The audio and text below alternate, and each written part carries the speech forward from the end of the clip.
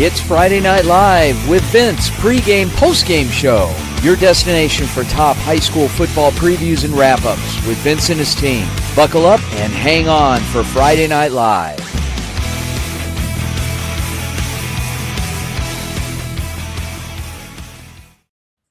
Welcome, everybody, to Friday Night Live postgame. Wow, what a night of high school football. I tell you what, it started off amazing. A few blowouts tonight we're going to hear about, and some real nail biters going down to the wire. So we are going to talk about it and then some. Without getting into too much detail, let me introduce our co-hosts again, as we did for the pregame show tonight. We're joined by Heaven Cook and Adam Maggard. Adam, starting with you, Heaven. Big surprises tonight. Don't give away too much, but big ones? Oh, very big one. Okay.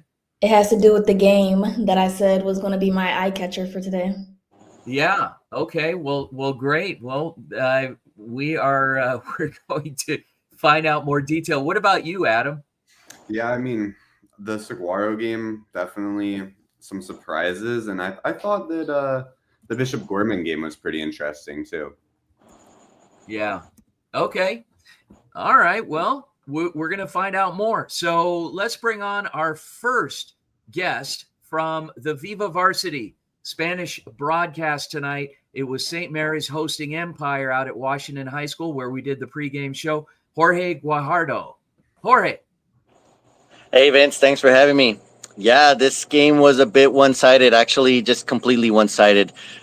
We talked about the pregame, how difficult it's been for Empire to generate any offense, and the same was visible tonight. They didn't score any points, only were able to grab maybe a handful of first downs, and St. Mary's dominated 48-0 in this game. Hi, Jorge. Hey, Evan. Obviously, we both know what happened at today's game. How electrifying was St. Mary's offense and defense? Man, both sides. I was talking to my companion, Joshua Ohep, about it. Complete game on both sides. Obviously, you take it with a little bit of grain of salt because Empire has struggled so much. But, complete game. 2 defensive touchdowns for St. Mary's defense there. And then, just huge chunk plays through the air for St. Mary's offense. Luke Horn, who was our player of the game, was just on fire. He threw at least 3 touchdowns. I need to make sure that he threw at least 3 and not more than that. But he only had 1 interception, at least 3 touchdowns. Chunk plays, including an 80-yarder on a 2nd and 29. He threw an 80-yard touchdown. Their offense was electrifying. If you had to break it down from all the magnificent plays that went on, what was by far your favorite highlight of the game? Oh, man. I think it was Anthony Cannon's probably 40-yard touchdown catch. I want to say it was in the second quarter there. He caught it. It was a lot of, they used to call it back then yards after the catch, some yak. He got a lot of yak on that play. It took it to the house. He had some space and then created even more space, and nobody could keep up with him on the field tonight. Do you think that the Empire Ravens, is there anything that they could do better moving forward, or something that they could have done way better in tonight's game? They had their moments, honestly. The score doesn't show it right, but they had their moments moving the ball. There was one drive in the second quarter where they were successful. They got into the red zone and they had a 1st and goal. That drive ended in an interception, which was one of 4 that Austin Taylor had in tonight's game for Empire. I think just taking care of the ball better. They are a tough team. They run the ball hard. They play hard. They play through the whistle. So the foundation is there. They just have to be able to take care of the ball there and give themselves chances to be able to put points on the board. No, 100%. If you can't work as a team, how are you able to come together? Yeah. Another question that I do have is exactly, how can I put this? moving forward, obviously a team like Empire, it's just how much more change can they do? Because, when your team gets down, your body language kind of shows it. Yeah. What's something that you think that they all need to do to not let it show? I just think they got to believe in each other. Like you said earlier, like, if you don't come together, you can't, it's hard to win games.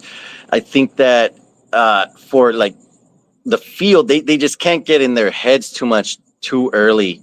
That first drive was a pick six. And so you could already see the shoulders sulking, and maybe in their heads, they're thinking, oh man, here we go again. So I just think at this point, a 3-and-out on the first drive would be, like maybe an improvement, right? So I think they just have to calm down, kind of pick up the pieces and realize where they're at right now, sitting at 0-3, and just try to take baby steps moving forward. Yeah, no, 100%. Was there anything that the coaches said to them after the game or any words that you heard? Not on Empire's side. They did make adjustments. They coming out of halftime, they definitely tried to throw the ball more, but those throws ended up in interceptions, including a pick six. So I think they really lost comfort going to the air after that. So there were adjustments coming out of halftime. They did in that second quarter, in their one good drive that they have, they were moving it well through the air. But once that third and fourth interception happened, I think they just they packed it in there. So they kept the ball on the ground, Yeah, playing to their comfort, which is 100% understandable. Right. And of course, with the score, but hopefully their next game next week will turn things around. Yeah, the pieces are there. They play hard. They play through the whistle. They don't really get a lot of penalties. And when things are clicking, they definitely seem like they can move the ball. Yeah. All right. Well, thank you so much, Jorge. I really appreciate you talking to us tonight. Thank you. And yeah, definitely. And for our debut, how did it feel? How did the Spanish broadcast feel from the interviews to the broadcast itself to everything? Amazing, Vince. I got to tell you, like, it doesn't feel historic, but I was telling, like, my sign off at the end of the game, it was historic, right? And this is a big step for you, for the entire Varsity Sports family, and now for Viva Varsity, our new family. I said that on the broadcast. We have a new family here, and it really feels like that. It just feels amazing right now, honestly. Awesome. Nice work. And looking forward to hearing and seeing more of our very own Jorge and Josh starting next week, the rest of the season. We've got a lot of good stuff. Schedule is out. We'll get that published soon. There's going to be some pretty compelling matchups, and I think just in general, it's going to be a lot of fun. So thanks for spearheading that and all you do. It was great. No, thank you guys. Thank you. All right. There you go. Jorge Guajardo from Viva Varsity, our brand new Spanish language broadcast every week here on the Varsity Sports Show. So you'll hear from George and Josh more as the weeks go on. Guys, a lot of good stuff tonight. Been some incredible games. We are actually waiting on one of our very own, should be coming in shortly. But in the meantime, what I'd like to do, let's go a little out of order and let's take it over to Mountain View High School with our very own Anissa Reynolds and see what the Toros did tonight. Anissa, how's it going? Good. How's it going there? It's going great. Go ahead and take it away. Let's see who's up now. Adam, it's That'd you. be me. All right. How's it going? Going pretty good. A good game tonight. Yeah, it was a game, 49-14. Yep. Not the most fun, but a good win for Mountain View tonight. Of Well, course, a dominant yeah. game for sure. What would you say the key to their success was tonight? The key to their success was really relying on Brady Goodman, their quarterback. He was very dominant today. Passing the ball around to pretty much everyone. Player of the game was Talon Arnett. So he really was throwing the ball around, keeping Boulder Creek on their toes. For sure.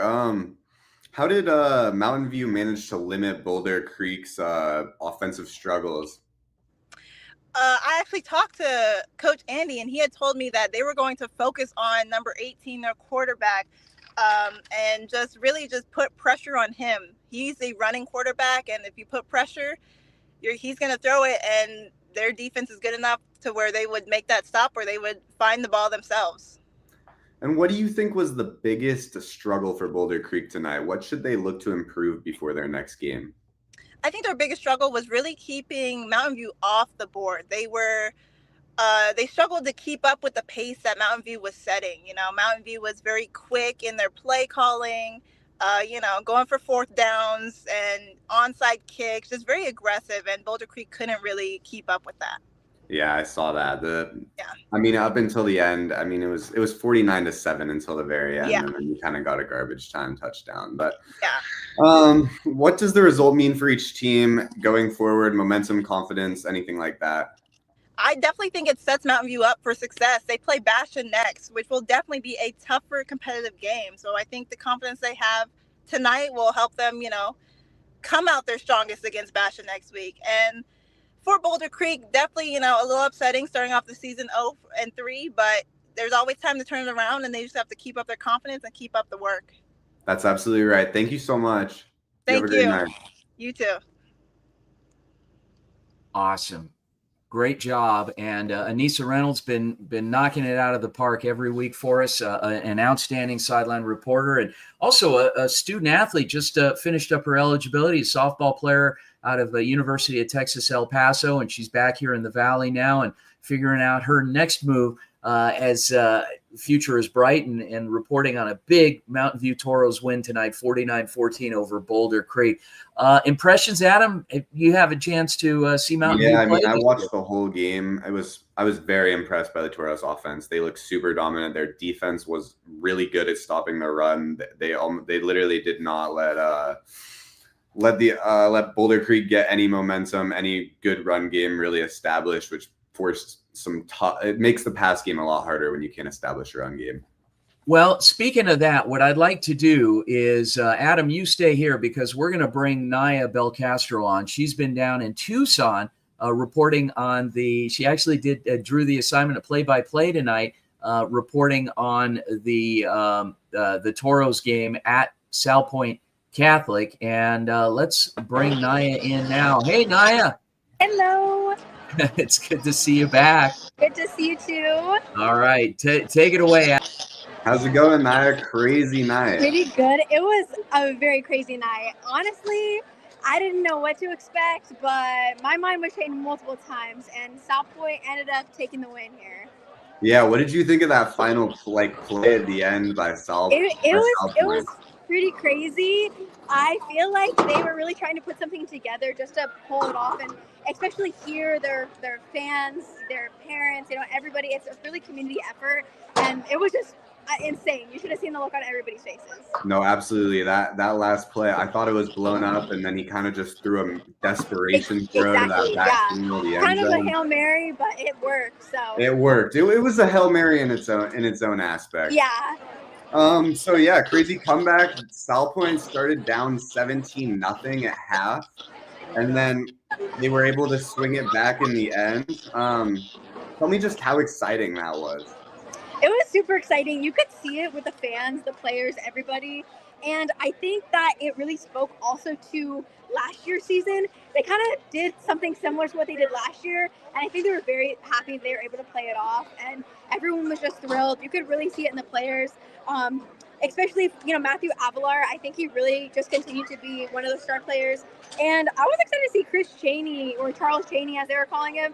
He was doing a great job tonight too. What do you think about Saguaro's quarterback Marcel Jones' performance tonight? I felt like he put the best foot forward. I thought that he did so good. Honestly, there was so much talk. I was doing play-by-play tonight, and we were just Spencer and I. We were just discussing how much of a great job he was doing. He really was just always there where he needed to be, and as much as sadly they didn't pull it off, I think that he really deserves a pat on the back because he did a great job tonight. Yeah, absolutely. What did you notice on the sidelines in the second half? What do you think really changed? I think think that maybe Saguaro lost that momentum, and where they started to maybe lose that, I think South Point is just such a great match for them that they saw that opportunity, and whatever coach had to say for South Point right in the locker room, I guess it worked because they pulled it off. So. And despite the loss tonight for Saguaro, what do you think are some good takeaways for them? I mean, I still don't think they played a bad game. What do you think was their best aspects of the game? What do you think they could improve on next week? I agree with you a lot. I don't think it was a bad game at all. I think that they paid attention this game. They saw what they're up against. So I think maybe watching some film, doing a little, going through and being a little nitpicky, I think maybe will help them in the long run with certain things. They did have a lot of players get hurt tonight, and I feel like personally, I think maybe that could have been swaying one way or the other, but they had some kind of key players get hurt. So. Yeah, absolutely. Thank you so much. Of course, yeah. Thank you. Yeah, you have a great night. You too. Thank you.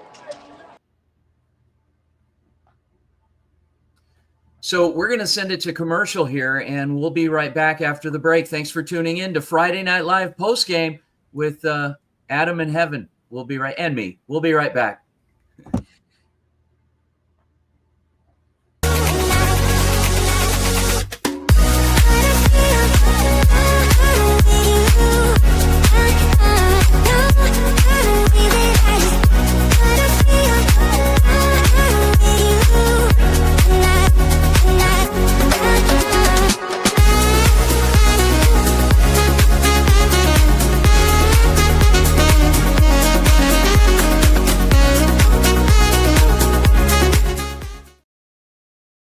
Hey guys, good afternoon. Valley Sports and Phoenix Metro area. My name is Jorge Anwajardo. Let me introduce myself. I'm currently a graduate student at Arizona State University, and I'm also a Navy vet. I'm hoping to bring the Valley the hard-hitting sports coverage that Phoenix deserves. From high school Friday night lights to playoff pressure, I'll deliver the facts, the stats, and the stories that matter to all Valley sports fans. Welcome back to Friday Night Live post-game show. A lot of exciting high school football tonight, not only in Arizona, but also in Southern Nevada. And we'll hear from our team out there shortly. But first thing I wanted to do is actually welcome LaToya Lucas, who was reporting on another big game in downtown Phoenix. LaToya, how are you? I'm good. How are you guys doing? We're great. Great. Take it away, Heaven. Awesome. All right. Hello, LaToya. Hello. Now, I'm pretty sure we both saw during the second half of that game, that was a little on the edge. Mm-hmm. Yes, It both was. teams going back and forth. Now, their wide receiver, Devin Fitzgerald, he was just on point. On point. Definitely. He was a player of the game this game. No doubt of mine. Obviously, with the game, Perry scoring 27, Brophy going 45. What do you think was the key takeaway for you while watching this game? I would say the key takeaway was how Brophy came out. They came out very strong in the first quarter. They kept their momentum going throughout the entire game. Even when Perry in the third quarter, when they were up 3, Brophy still stayed strong, kept their momentum, and kept their head straight and got the win. No, 100%. Obviously, they're cute. Their quarterback. I don't want to mispronounce his name wrong, but he was just able to connect with all of his teammates. It was just amazing how well they worked together. And my question to you is like, do you have a favorite play from tonight's game or something that just made you kind of like, oh my God, what's going to happen? If we'll stay on the quarterback, number 15, Case Vanden Bosch. He did a rushing touchdown in the third quarter. And that is when the momentum switched because Perry was up 3 and the momentum switched at that point. And he needed to get a play in for the team, and he did a rushing touchdown. So that would probably be my favorite player of the game. No, 100%, no doubt of mine.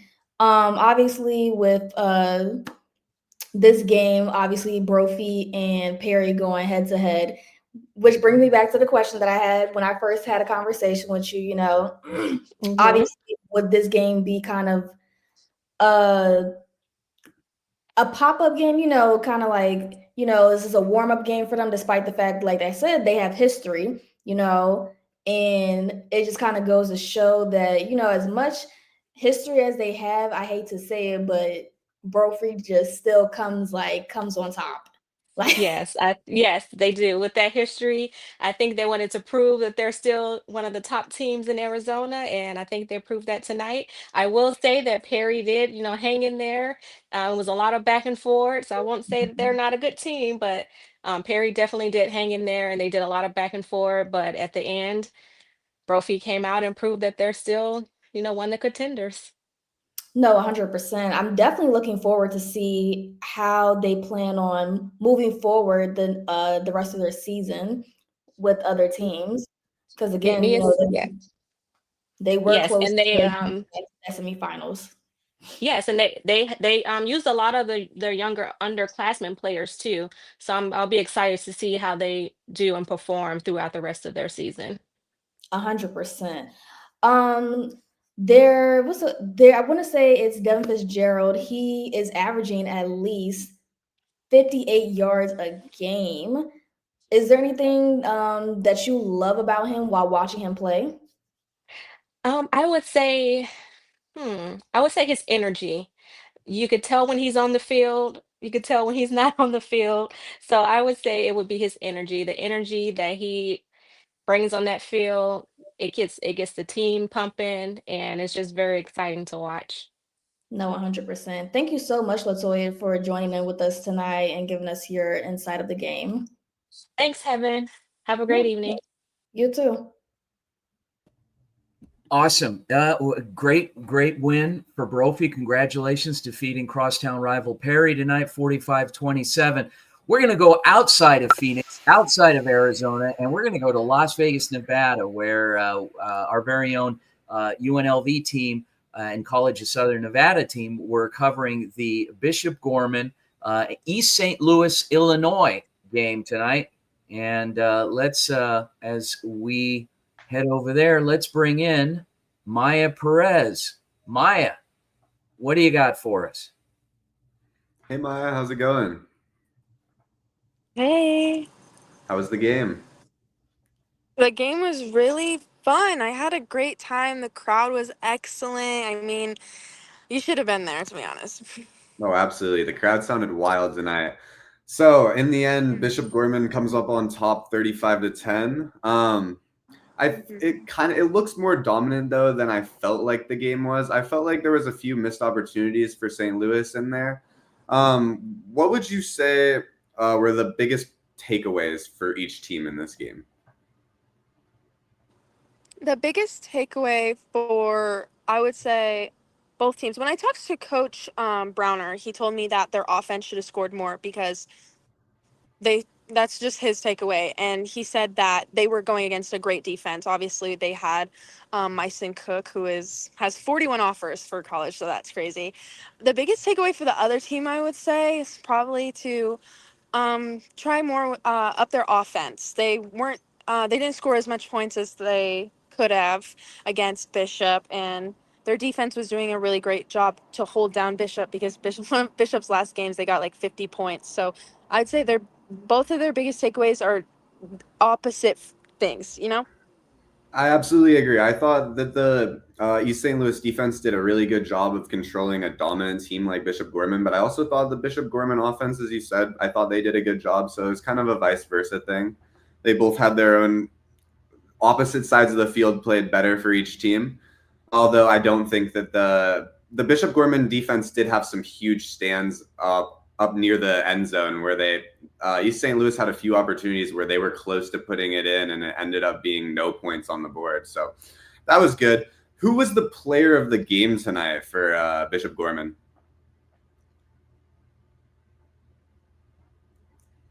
Oh, we might have lost you. Do you hear me? Shoot. Yeah, I think we may have lost. Oh, there she is. There we go. Hello? I don't know if Okay. you heard my question, but who would you say was the player of the game tonight? Oh, the player of the game was Zyron Manor, and he got 2 receiving touchdowns, and he got 1 more touchdown. I think it was an interception. Yeah, and what would you say was like the key aspect? Was it for Bishop Gorman and I? Do you think it was the pass, the run? What do you think propelled their success tonight? I think I would say it was their communication. They were a team. They were a unit. They were communicating perfectly. They had 1 interception, but despite that, communication was perfect, and I think that's what went best for them. Perfect. Thank you so much. You have a great night. Of course. All right, big win, Bishop Gorman over visiting East St. Louis, Illinois, 35-10. Good stuff. Wow, we are just rolling, and we've actually got one more game to cover, and we're going to bring her on, our very own Carmen Liberto, who was out at Queen Creek High School tonight. Queen Creek, big matchup with Cesar Chavez, and Heaven, take it away. Sounds good. Thank you, Vince. Hello, Carmen. Hello. All right. So we both know Queen Creek came out with that win on top, going 18-36 for the final score. So we both were watching the game. A lot of interceptions happened tonight on both sides. What's something that you think that both teams, could have worked on to prevent that from happening? I think for both teams, I think at certain points they both had a little bit of desperation in some of their passes and their plays. When watching it, you think about like the timing was really of the essence for them, and they were just kind of going really fast. I mean, and then towards the end, Queen Creek finally kind of got a hold of that and started utilizing the clock a lot more. But yeah, there was a lot of interceptions tonight on both teams. It was a lot of interceptions, pick six. I felt like you definitely saw a lot of more energy going into the second half when things were kind of cutting close. But for Queen Creek, number 18, Caden Kellogg. Okay, thank you so much. He had 2 touchdowns for Queen Creek. Right there, he was like just on top of it. He was on fire, looking for him, scoring when his team needed him. What was by far your favorite play with him specifically, or something that he did for his teammates? Oof, that's tough. He was, like you said, he was on fire tonight. I think definitely one of my favorite plays tonight was, I believe it was him for the pick 6 in the first half. That was just an excellent play, an excellent eye. He read that. I mean, we were talking about the punt. We think that like Queen Creek kind of did that on purpose just because they knew what they wanted to do, and Caden Kellogg did it right away, and it was a beautiful play. And then again, it was also a beautiful pass from Sawyer Harold's their QB. No, 100%. It was a little bit of a slow start in the beginning for both teams, but eventually, as they got to connect with each other, they started to like play well. So for Chavez, there was a lot of flags on their end. It was a lot of flags happening. Is there anything that you think that was kind of overlooked during the game? I think, I mentioned earlier, in my opinion, a lot on Chavez's side tonight. There was a lot of desperation, especially from the QB passes. But I think what was from overlooked was kind of the miscommunication they had going on in the second half. I mean, and you could even tell going into the second half, they were a completely different team. And I think that they kind of got that unlocked. But I think that was a really big overlook on their part in the first half. Perfect, of course. All right. Thank you so much, Carmen, for being here with us tonight. I really appreciate you, and I hope that you enjoyed being there watching the game. It was a great game. Great job, Carmen. Thank you. Awesome. Big win tonight for Queen Creek over Cesar Chavez. And what a night. Okay, so now we can kind of spill the beans a little bit before we bring on our final guest. Favorite games tonight? Ooh, I would definitely say the Perry and Brophy game. Perry and Brophy. Okay. What about you, Adam? I mean, for me, I'm going to have to go with the Saguaro game. Unfortunately, not the result we wanted for Saguaro, but it was a great game. Hard fought on both sides. I thought at one point South Point was going to take it, and then Saguaro responded with a big touchdown. And then in the last seconds, South Point made that final desperation touchdown. And unfortunately, Saguaro went down. Yeah, that was oof. Well, if anything, Saguaro will definitely bounce back. And congratulations to Coach Ryden over at South Point and his team for escaping with a win. But two great teams that clashed tonight in Tucson. So good stuff.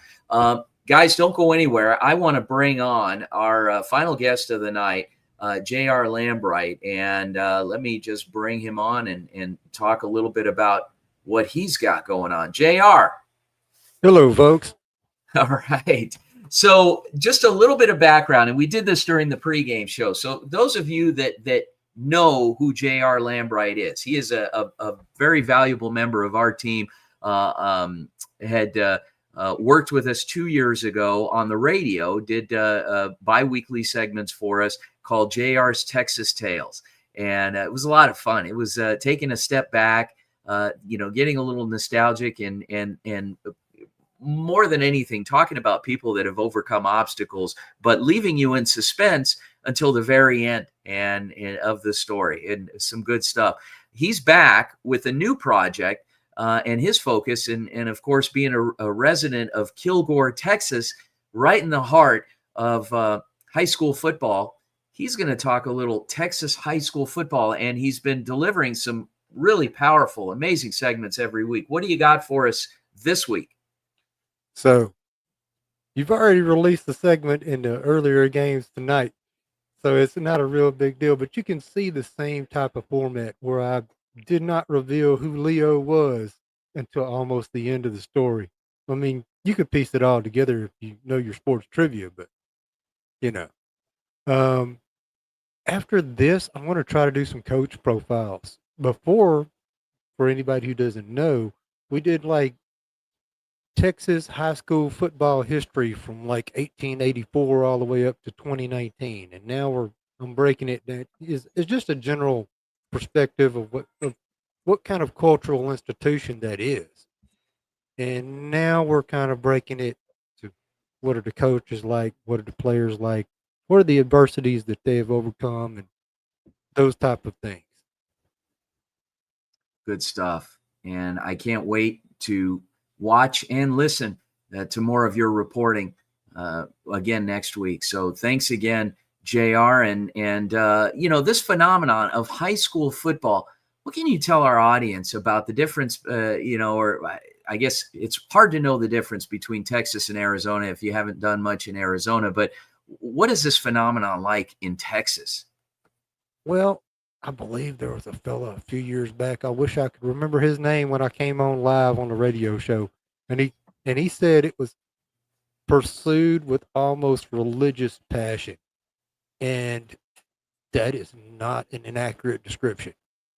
It is almost like the other religion in Texas that nobody talks about as a religion, but it's fervent like that. And people are passionate like that. And towns are defined by whether how their team does in the playoff, or even if their team makes it to the playoff. Like, towns receive economic boosts if their team goes to state because people spend more money. Yeah. It's like that. Well, keep listening and watching, folks. Every week, during halftime of our games, all game broadcasts, you'll see J.R. Lambright talking some Texas high school football. JR, do you have something else you want to add? Yeah. I mentioned earlier that Kilgore was playing their homecoming game tonight, and it turns out that they veritably trounced Gilmer 66-6, which some weird numbers there, but 66-6 was the score. Outstanding. Well, the hometown team wins on homecoming night, so fitting. Great. Well, thanks again, JR. You have a great night, and we'll talk to you soon. You too, Vince. We'll see each other around. Yep. Well, that was fun, guys. Some big games tonight. Congratulations to all the winners, and safe travels to each of the teams as they head home from wherever they are. Guys, anything else you want to add, Heaven, about tonight?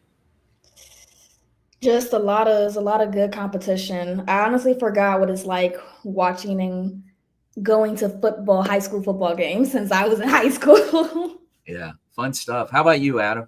Yeah, just as I thought, great night for high school football. Although some of the games were blowouts, we did get a crazy game. You love to see a crazy game. I can't even imagine how the announcers were feeling, how the fans were feeling, how the players were feeling. It was just a great night for football all around.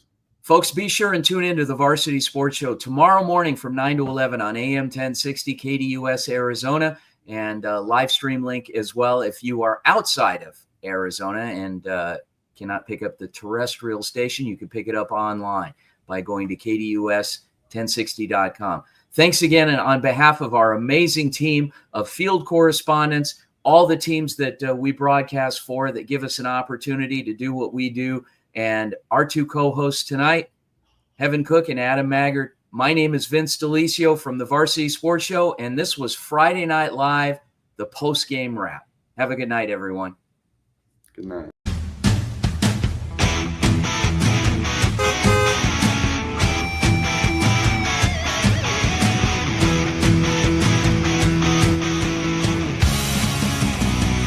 It's Friday Night Live with Vince, pregame, postgame show. Your destination for top high school football previews and wrap-ups with Vince and his team. Buckle up and hang on for Friday Night Live.